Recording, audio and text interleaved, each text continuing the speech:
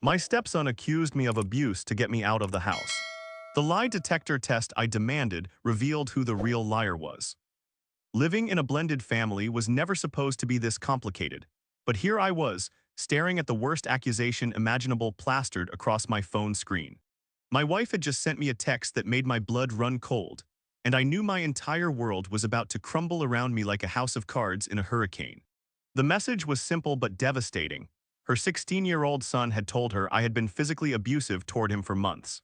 My hands shook as I read those words over and over again, trying to process what was happening to my life. This kid who I had tried so hard to connect with, who I had supported through his rebellious phase and defended when he got into trouble at school, was now claiming I had hurt him. I had married his mother 3 years ago, and from day one, I knew it would be challenging. The boy had been through a lot with his biological father leaving when he was just 8, and I understood that trust wouldn't come easily. But I had genuinely tried to be a positive male figure in his life, without overstepping boundaries or trying to replace his dad. The accusation hit me like a freight train because I had never even raised my voice at this kid, let alone laid a hand on him. Sure, we had our disagreements about curfew, grades, and household responsibilities, but what family doesn't have those normal tensions? I had always been careful to let his mother handle the disciplinary conversations, stepping back whenever things got heated.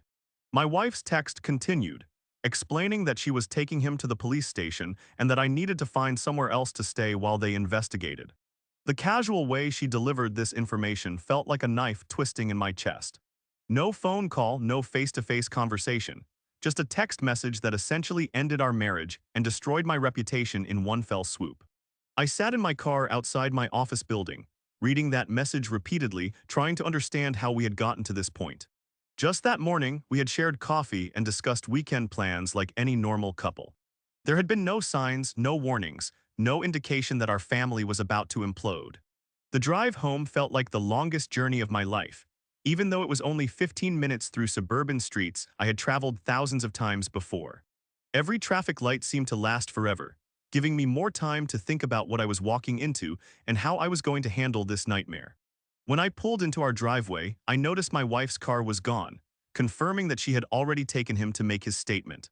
The house looked the same as always, with the basketball hoop we had installed together still hanging over the garage door, but everything felt different now. This place that had been my sanctuary for 3 years suddenly felt like enemy territory. I walked through the front door and immediately noticed how quiet everything was. Usually there would be music playing from his room or the sound of video games echoing through the hallway. The silence was deafening and made the whole situation feel even more surreal. My phone started buzzing with calls from my wife, but I couldn't bring myself to answer. What was I supposed to say? How do you defend yourself against an accusation that came out of nowhere? I knew that anything I said could be twisted or used against me later, so I decided to remain silent until I could figure out my next move. The first thing I did was call my brother, who worked in law enforcement. He had seen plenty of these situations throughout his career and would know how to navigate this mess. When I explained what was happening, his immediate response was to get a lawyer and document everything I could remember about my interactions with the boy. Sitting at my kitchen table with a legal pad, I started writing down every significant interaction I could recall over the past 3 years. Birthday parties, school events, family vacations, homework help sessions, driving lessons, and countless mundane moments that make up daily life. None of it seemed relevant to abuse allegations, but my brother insisted that details would be important. As I wrote, I kept thinking about the timing of this accusation. Just 2 weeks earlier, I had caught him sneaking out of the house at midnight on a school night. Instead of punishing him myself, I had told his mother and let her handle the consequences. He had been grounded for a week and lost his phone privileges, which had made him pretty angry with both of us. The more I thought about it, the more I realized that our relationship had been strained since that incident. He had been giving me cold shoulders and making snide comments under his breath, but I had chalked it up to typical teenage attitude. Never in my wildest dreams did I think he was planning something like this. My phone buzzed with a text from my wife asking where I was and demanding that I leave the house immediately. The tone was completely different from the woman I had been married to for 3 years. She sounded like she had already made up her mind about my guilt before hearing my side of the story. I packed a bag with some clothes and basic necessities, feeling like a criminal in my own home. Every room held memories of our life together. The The family photos on the mantle, the kitchen where we cooked dinner together every night, the bedroom where we had shared our dreams and fears. All of it felt like it belonged to someone else now. Before leaving, I made sure to grab my laptop and any important documents, including our marriage certificate and adoption papers. I had been preparing to officially adopt him. The irony wasn't lost on me that I had been planning to legally become his father, while he was apparently planning to destroy my life.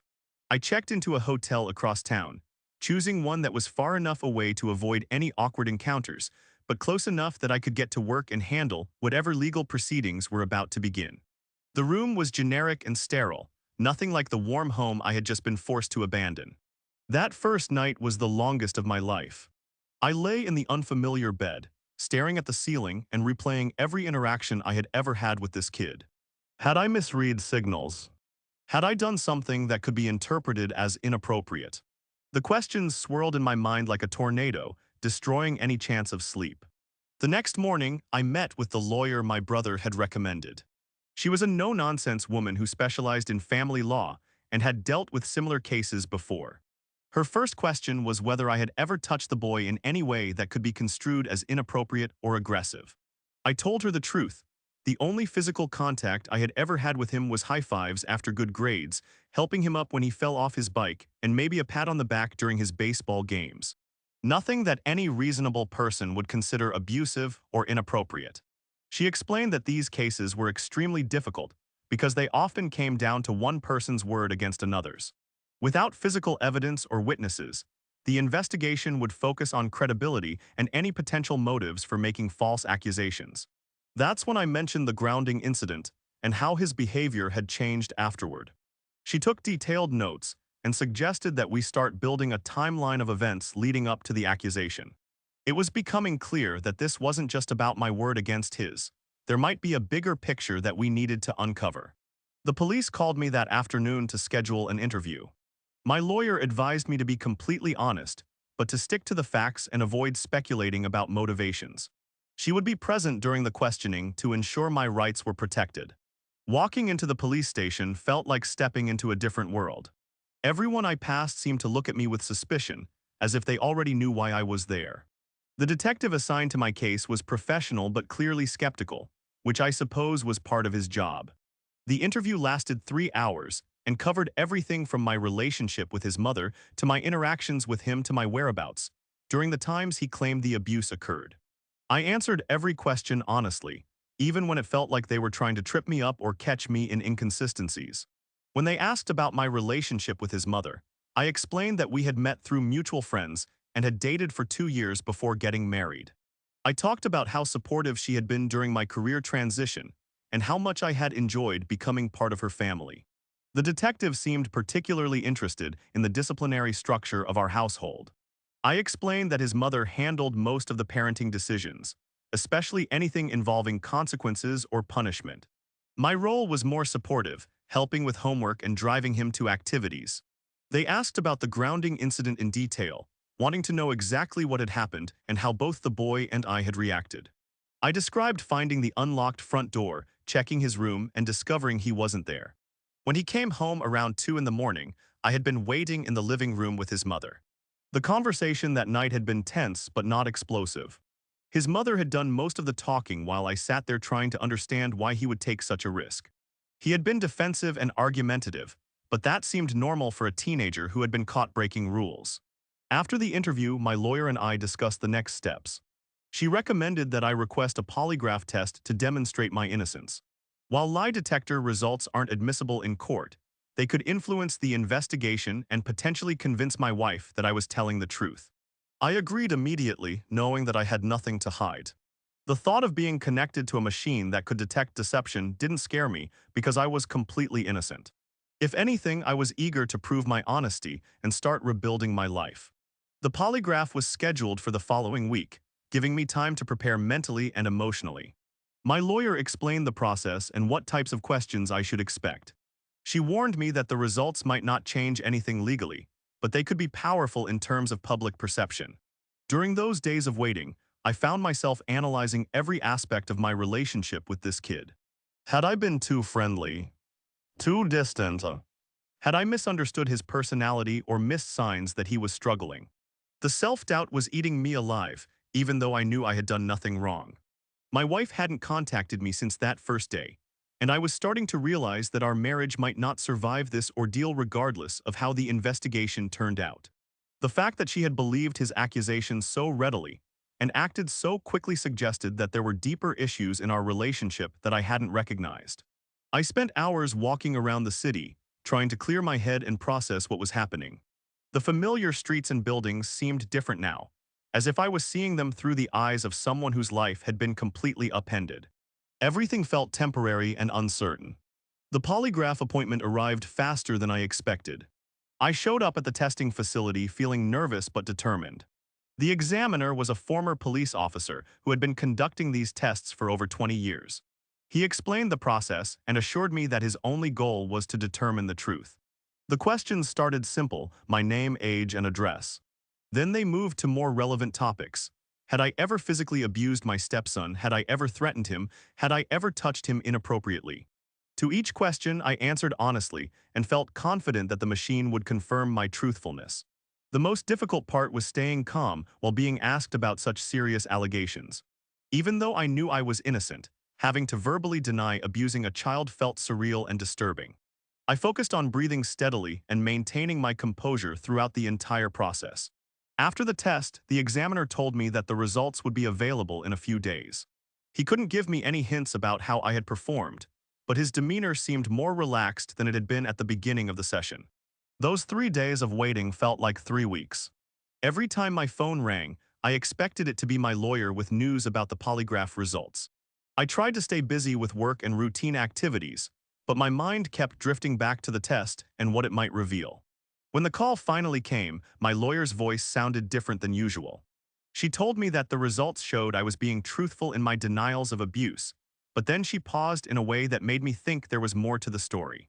She explained that the polygraph examiner had recommended that my stepson also take a lie detector test. Apparently, there had been some inconsistencies in his story during follow-up interviews with the police. The detective was starting to have doubts about the reliability of his accusations. This was the first piece of good news I had received since this nightmare began. The possibility that the truth might come out and my innocence might be proven gave me a glimmer of hope. But I also knew that we were far from the end of this ordeal.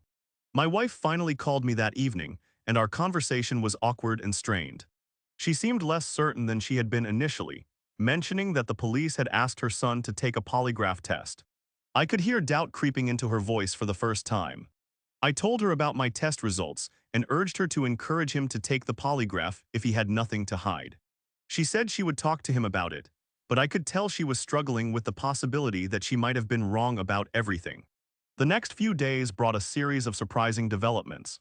My stepson initially refused to take the polygraph test, claiming that he was too traumatized by the abuse to undergo such a procedure. His reluctance raised red flags with the investigating detective, who had been trained to recognize signs of deception. When pressed further, cracks began to appear in his story. Details that had seemed consistent initially started to contradict each other.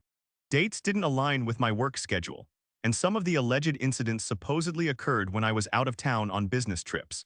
The detective called me in for another interview, this time with a completely different tone. Instead of treating me like a suspect, he seemed to be looking for information that might help explain why a teenager would make such serious false accusations against his stepfather. During this conversation, I mentioned something that I hadn't thought was significant before. About 6 months earlier, I had overheard him talking to a friend about a classmate who had gotten his stepfather arrested by claiming abuse. At the time, I had dismissed it as teenage gossip, but now it seemed potentially relevant. The detective was very interested in this information and asked me to provide any details I could remember about that conversation. I recalled that the boy had seemed impressed by how quickly his friend's stepfather had been removed from the house, and how much sympathy the friend had received from everyone at school. This led to a broader investigation into my stepson's recent behavior and social influences. The detective spoke with school counselors, teachers, and some of his friends' parents. A pattern began to emerge that painted a picture of a teenager who had been increasingly resentful of authority figures and had been discussing ways to gain more independence. Meanwhile, the pressure on him to take the polygraph test continued to mount. His mother was becoming more insistent, and his refusal was starting to look suspicious to everyone involved. The detective made it clear that his cooperation would be viewed favorably, while continued resistance might lead to more serious consequences. Finally, after nearly 2 weeks of delays and excuses, he agreed to take the lie detector test. I wasn't present for his examination, but my lawyer was in communication with the detective throughout the process. The results were expected to be available within a few days. During this waiting period, I found myself cautiously optimistic for the first time since this ordeal began. The shift in the detective's attitude and the growing inconsistencies in my stepson's story suggested that the truth might finally be coming to light. My wife and I had begun talking more regularly, and I could sense that she was struggling with guilt and confusion. She had acted so quickly to believe his accusation and remove me from the house that she was now facing the possibility that she had destroyed our marriage over a lie.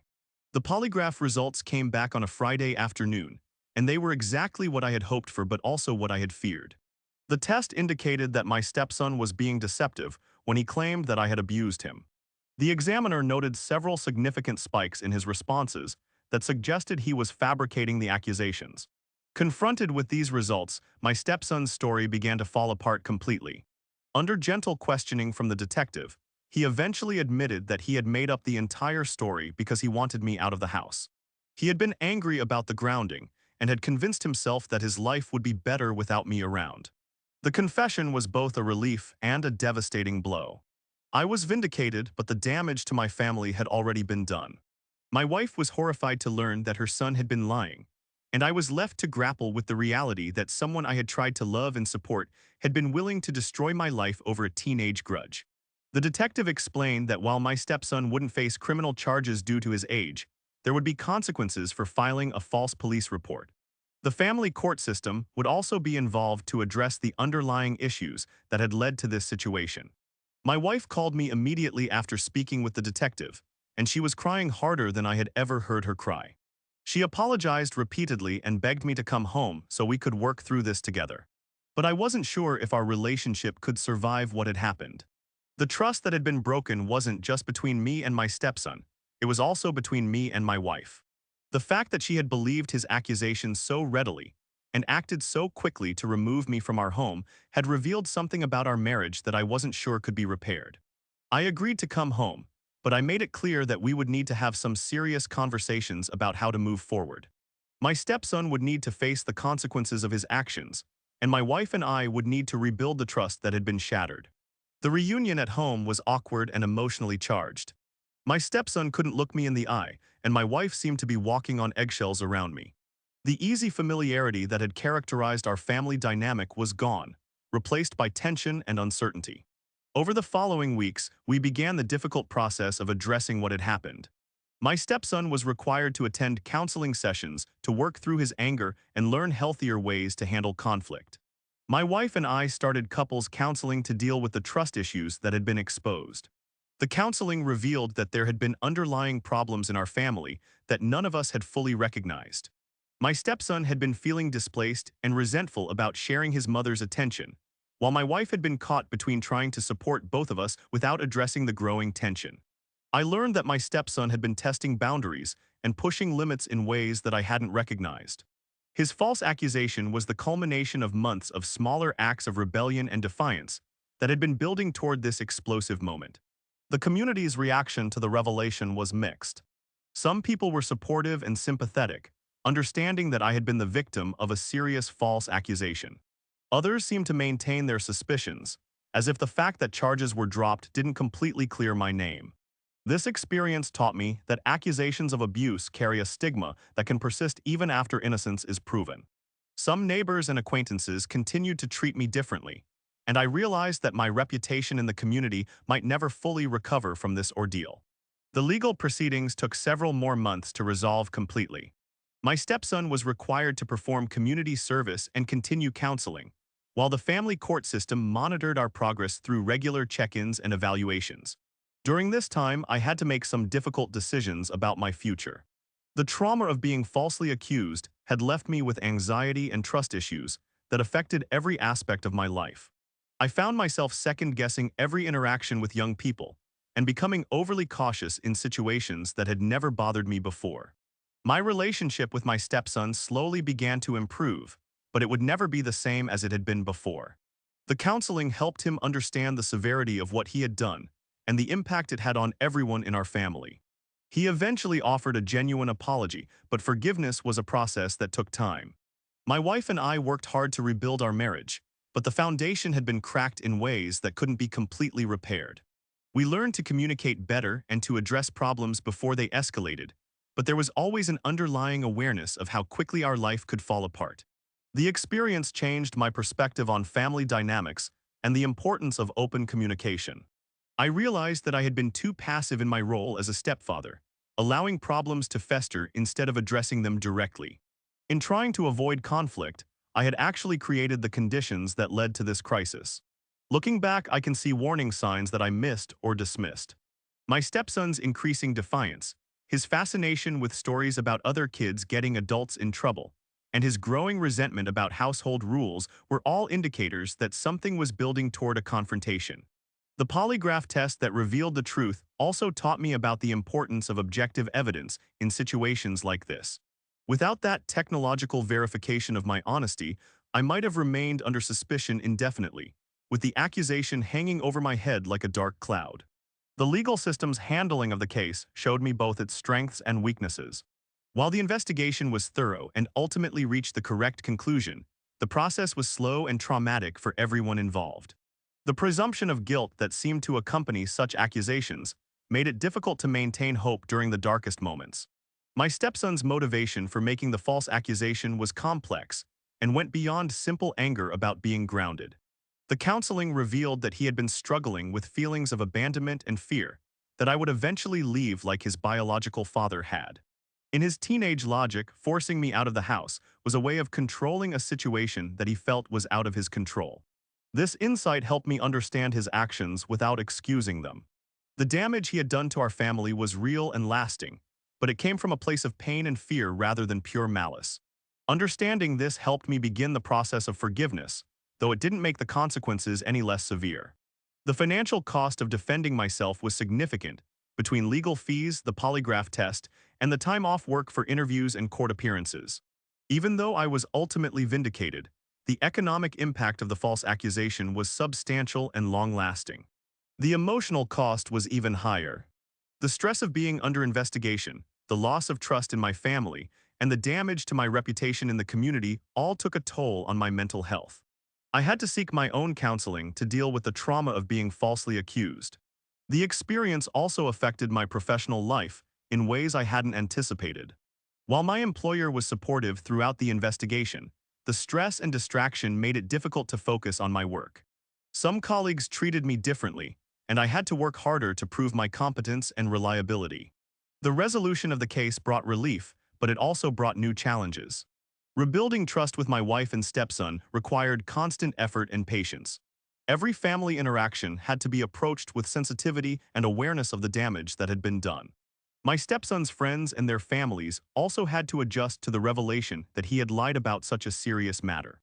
Some relationships were damaged permanently, while others were strengthened by the experience of working through a difficult situation together.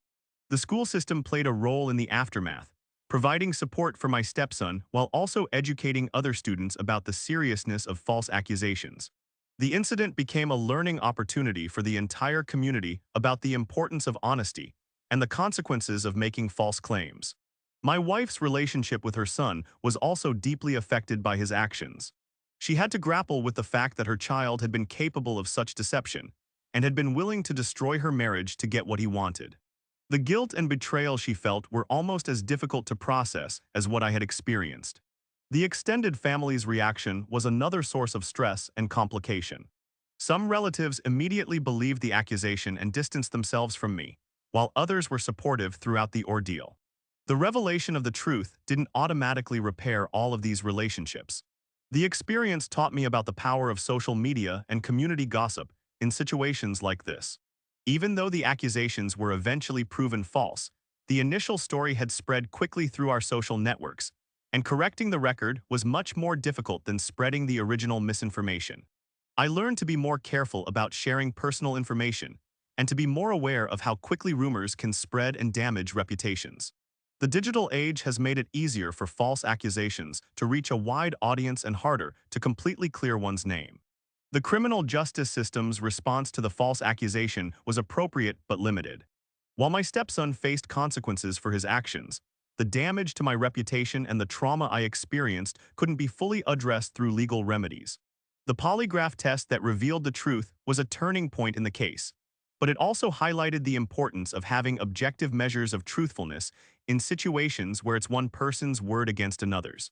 Without that evidence, the case might have remained unresolved indefinitely. The counseling and legal proceedings took almost a year to complete, during which time our family was under constant scrutiny and stress. The healing process took even longer, and some aspects of our relationships never fully returned to their previous state. My stepson eventually graduated from high school and went to college, where he continued to work on the personal issues that had led to his false accusation. The distance and time helped all of us gain perspective on what had happened and how to move forward. The experience made me more aware of the challenges facing blended families and the importance of addressing problems before they escalate into crises. Communication, trust, and mutual respect are essential, but they must be actively cultivated and maintained. Today, several years later, I can look back on this experience as a difficult but ultimately transformative period in my life. It taught me about resilience, the importance of truth, and the complexity of family relationships. While I wouldn't wish this experience on anyone, it made me stronger and more aware of the precious nature of trust and reputation. The lie detector test that revealed the truth about my stepson's false accusation was just the beginning of a long journey toward healing and rebuilding. The real work came in the months and years that followed, as we all learned to live with the consequences of his actions and to create a new normal for our family. The story serves as a reminder that the truth has a way of coming to light, even in the most difficult circumstances. It also demonstrates the importance of patience, perseverance, and the willingness to fight for one's innocence when faced with false accusations that threaten to destroy everything you've worked to build.